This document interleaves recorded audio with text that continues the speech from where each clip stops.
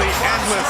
Styles a true global superstar before arriving in WWE, but since he's been here, AJ Styles has lived up to the moniker phenomenal. From Gainesville, Georgia, weighing in at 218 pounds, the phenomenal AJ Styles.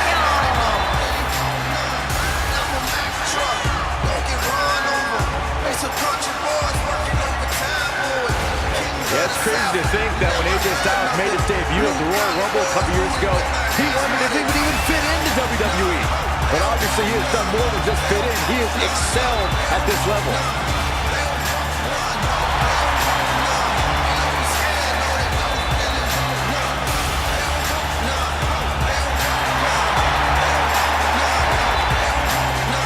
Big stage, big fight.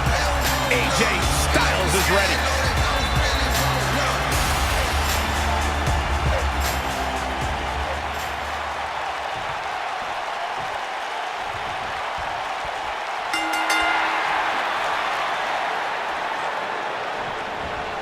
Surprises him with that drop kick.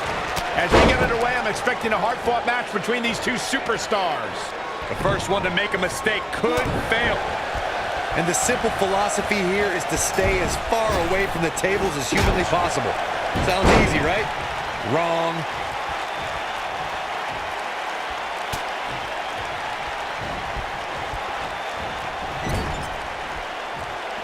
Boom! What a right!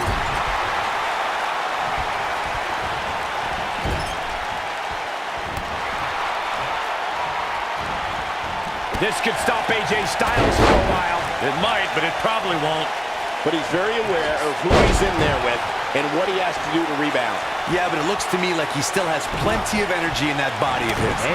I wouldn't look too much into this right now. The good news for him is that he doesn't appear to have taken too much offense up to this point, but that can obviously all change here.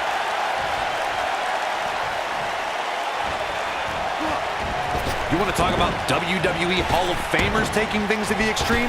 The first time many fans saw somebody put through a table was in 1984. Randy Macho Man Savage drove Ricky Morton of the Rock and Roll Express through a table with a pile driver at the Mid-South Coliseum. That's what happens when you're in a powerful grasp. You go down.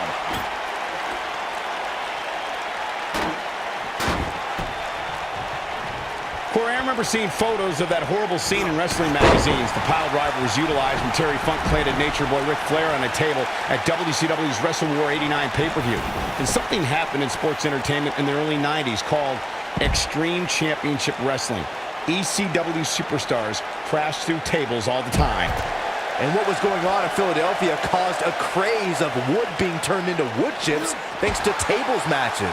In order to win a tables match, a competitor must be the first person to put their opponent through a table. We've also witnessed brutality evolve and superstars crash through flaming tables. There are so many different ways for a superstar to put their opponent through the table in a tables match.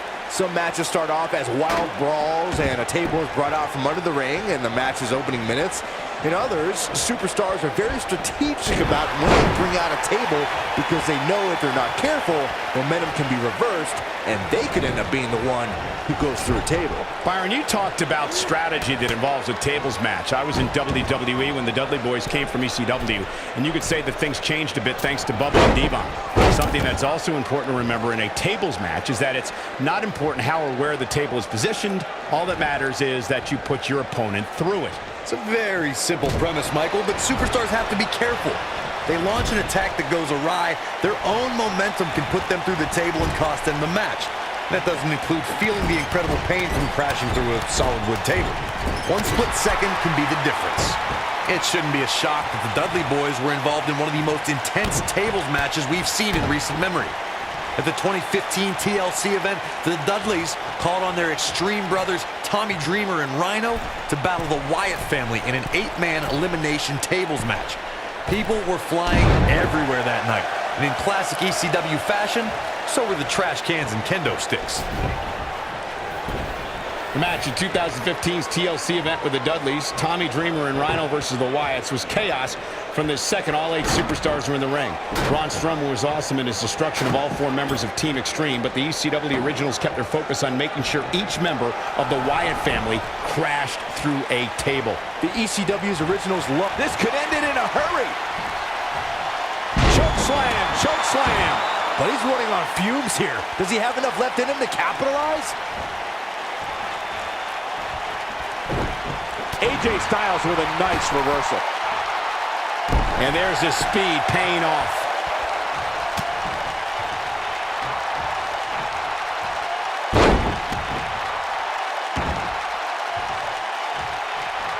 Through Kofi Kingston's career, the exciting superstar has competed in several types of WWE matchups. It didn't take long for Kofi to get comfortable in the tables match environment. At 2011's TLC event, Kingston took on the Celtic Warrior Sheamus in a tables match for the United States Championship. Kofi was impressive in the match as he combined defense with his unbelievable high-flying assaults. Styles looks like he wants to do it all by himself. Byron, you spoke about Kofi Kingston's tables match against Ushigoroshi. To think, I almost wrote him off earlier. Quick thinking to avoid that one.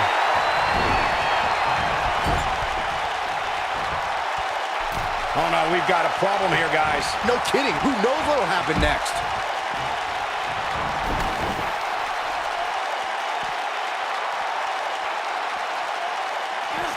He wants no part of the outside. He's bringing it back inside the ring now. Even though AJ Styles deemed himself the champ that runs the camp to annoy John Cena, he really has thrived as a leader of various factions and teams. Yeah, Styles led the club back before the WWE draft separated that iconic faction, but he also led one of the most dominant groups in Japanese wrestling. He's looking for a cover. That has got to be it.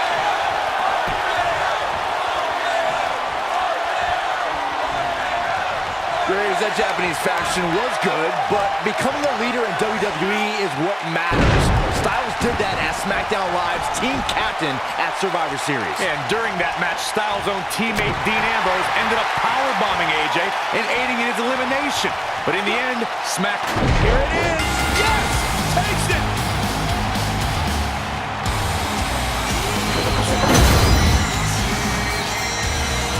Here is your winner, The Future.